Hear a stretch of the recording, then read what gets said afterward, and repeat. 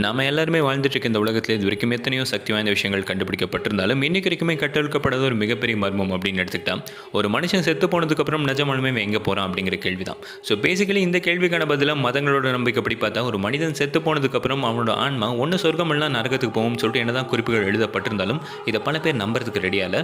But இதே கொஸ்டினை சயின்டிஃபிக்கலாக பார்க்கும்பொழுது இதுக்கு ஒரு இன்ட்ரெஸ்டிங்கான தியரியை முன் வைக்கிறாங்க. அது என்ன மேட்டர் அப்படின்னு சொல்லிட்டு பார்த்தீங்கன்னா, ஒரு மனுஷன் செத்து போனதுக்கப்புறம் அவனோட உடலுக்கு மட்டும்தான் இறப்பு அப்படிங்கிறது ஏற்படுறதா நம்பப்படுது. பட் கட்டுப்படுத்துகிற ஆன்மா திருப்பியும் மறுபிறவி எடுக்கும் அப்படின்னு சொல்கிறாங்க.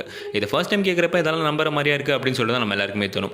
பட் இதுக்கான ப்ரூஃப் அவங்க என்ன சொல்கிறாங்க அப்படின்னு பார்த்தீங்கன்னா, பல நேரங்களில் நம்ம தூங்குறப்ப நமக்கு வர கனவுகள் எல்லாமே போன ஜென்மத்தில் நம்ம என்ன பண்ணிட்டு இருந்தோம் அப்படிங்கிறதா நம்ம கனவுகளாக வருது அப்படின்னு சொல்லிட்டு நம்பப்படுது. அண்ட் இந்த கணக்குப்படி பார்த்தா நமக்கு அழிவே இல்லை அப்படின்னு சொல்லிட்டு சயின்டிஃபிக்கலாக சொல்கிறாங்க. ஒருவேளை இந்த தியரி மட்டும் உண்மையாக இருந்துச்சுன்னா இந்த அளவுக்கு சக்தி வாய்ந்த நம்மளோட ஆன்மாவை நிஜமாலுமே யார் கட்டுப்படுத்துறாங்க அப்படிங்கிற மிகப்பெரிய கேள்விகளை கொண்டு போகுது. ஸோ உங்கள் பாயிண்ட் ஆஃப் வியூவில் யார் கட்டுப்படுத்துறாங்க அப்படின்னு சொல்லிட்டு மறக்காம லைக் பண்ணிட்டு கமெண்ட் பண்ணுங்கள்.